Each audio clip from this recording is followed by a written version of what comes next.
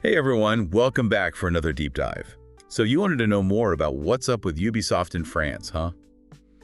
Well, let me tell you, this is way more than just another news story. It's a really interesting situation, Mhm. on the surface, it seems like a pretty typical labor dispute, but when you look a little closer, it kind of reflects some pretty big changes that are happening in the gaming industry and in the world of work in general, too. Totally.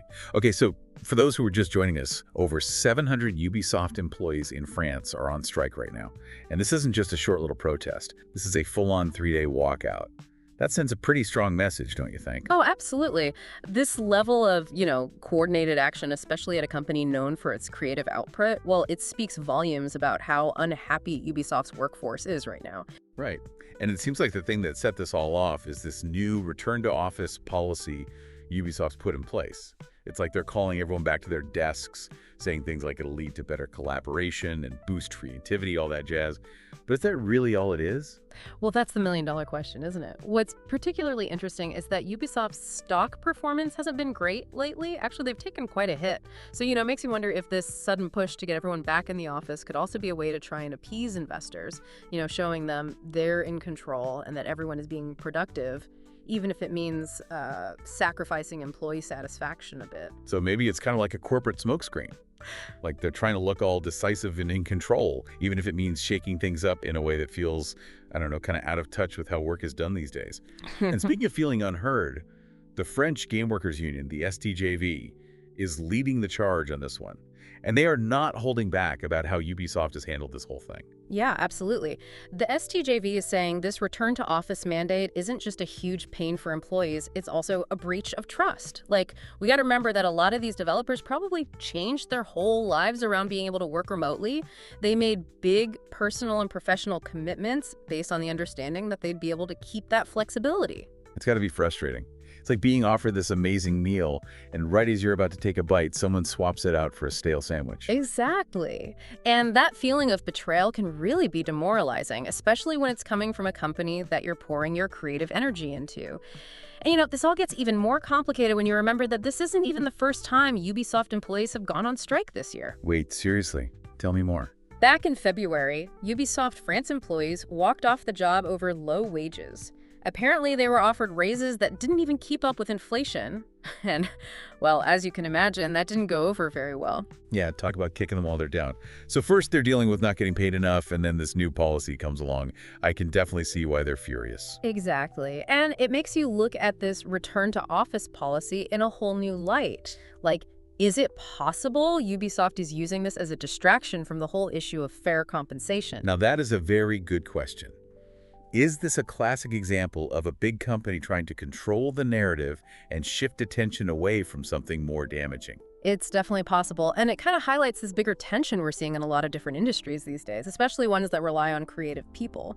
So on the one hand, you've got people wanting autonomy and flexibility at work, which a lot of folks argue leads to greater innovation and job satisfaction. But on the other hand, you have these traditional corporate structures that still want control, predictability, and of course to keep those profits high. So it's like this constant battle between art and commerce, Yeah. and the workers are the ones stuck in the middle.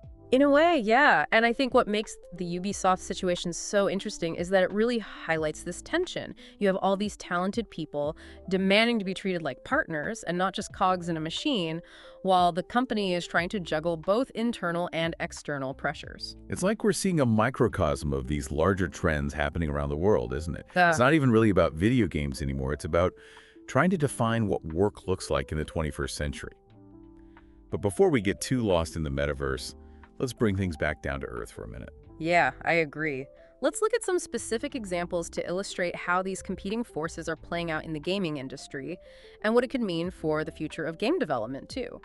So we've got Ubisoft dealing with all these demands from employees and a changing economic landscape and what sounds like some shady corporate stuff going on. But how does this fit in with the rest of the gaming industry? Is this just a Ubisoft problem, or is there something bigger going on? That's the big question, right?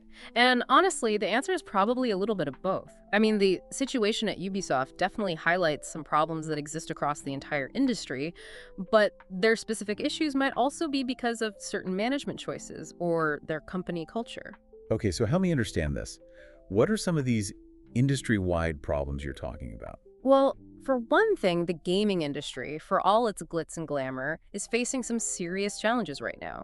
Like global game sales are actually expected to drop this year, and competition is tougher than ever with all these new platforms and gaming models popping up all the time.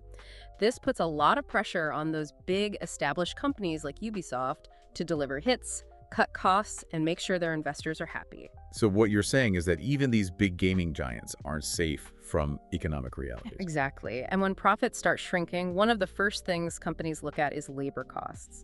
Now, this isn't to say that treating employees poorly is okay, but it's important to understand the power dynamics at play here. Yeah, it's like a ripple effect. Economic problems at the top end up causing tension further down the line. Right. And this isn't just a theory. We're actually seeing these same kinds of labor issues at other big gaming studios.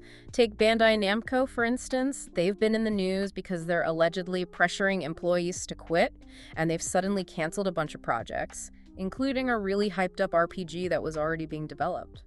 Whoa, canceling projects like that seems extreme. What happened there? Well, it's still kind of unfolding, but some folks are saying that Bandai Namco is getting pressure from within to streamline their projects and focus on games that will make more money, even if that means getting rid of more creative projects or, laying off employees. So it's kind of like what's happening at Ubisoft, but on a larger scale. This pressure to constantly be producing hit games must lead to some iffy decision-making. For sure. And it just shows this fundamental tension that's been brewing in the gaming industry for years, really. I mean, on the one hand, making games is a super creative field that needs passion, innovation, and a certain amount of freedom for developers to do their best work. Totally. You can't force creativity. Yes. Exactly. But at the same time, the industry has become way more corporate with these massive studios demanding investors and a never-ending pressure to chase trends and make as much money as possible. It sounds like it's this constant tug of war between art and business, and it's the workers who are stuck in the middle. What does this mean for the people who are actually creating the games we love?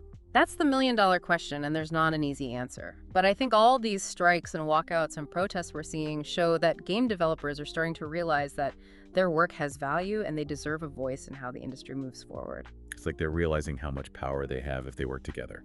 Exactly. And it's not even just about salary or working remotely, even though those are important. It's about creating a future where game developers are viewed as partners, not just resources, and a future where creative passion is nurtured, not exploited.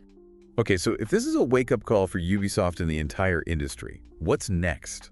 Are we going to see a big change in how game studios operate, or will things just go back to how they were? It's impossible to say for sure, but I do think this whole situation has exposed some cracks that can't be ignored. It really feels like we're at a turning point, Like one road leads to a game industry that's actually sustainable and fair, where the people making the games have a real voice and their work is valued. But the other road, well, that probably just leads back to the way things have always been. More crunch time, more pressure from the higher-ups, and who knows how many more situations like we're seeing with Bandai Namco. Yeah, it's a crucial moment, that's for sure. And it's not just the gaming industry either. We're seeing these same kinds of labor movements and discussions about workers' rights popping up all over the place, like in tech, entertainment, even in those more traditional industries. It's like the whole idea of work is changing, and the old ways of doing things just don't cut it anymore. So what does all of this mean for you listening right now? Maybe you're a huge gamer, maybe you're just now starting to pay attention to this kind of stuff, or maybe you're dealing with these same challenges in your own job. What can we take away from this whole deep dive into Ubisoft and the gaming world? For me, the biggest takeaway is that we can't just be passive consumers anymore. Whether it's the games we play, the clothes we buy, the tech we use, there are real people behind all of it. People with lives, dreams, and bills that need to be paid. It's about realizing that the things we enjoy, they don't come without a cost. Right. And making better choices about where we spend our money and our time. Exactly. And it's not about boycotting companies or trying to come up with these simple solutions. It's about engaging with these issues in a way that's thoughtful, asking the hard questions, and expecting more from the companies we support. So if you're a gamer, how do you actually do that? How can you be a more informed and engaged consumer? I think it starts with awareness. Pay attention to how these game companies treat their employees. Support those developers who are trying to create ethical work environments and find more sustainable ways to make games. And don't be afraid to speak up, whether it's on social media, in forums, or even by contacting the companies directly. Because at the end of the day, it's our choices, all of us together, that determine what kind of world we want to live in, right? Absolutely. And you never know, maybe this whole situation with Ubisoft, as messy as it is, will spark some much-needed conversations. Conversations about the future of work, the importance of creativity, and how powerful it can be when people come together to fight for a better world, even if it's one game at a time. I love that. Yeah. So to everyone listening, keep asking those tough questions, keep expecting more from these companies, and keep playing those games. But play them knowing that there are real people and real stories behind them. That's what this deep dive has been all about. Until next time, everyone.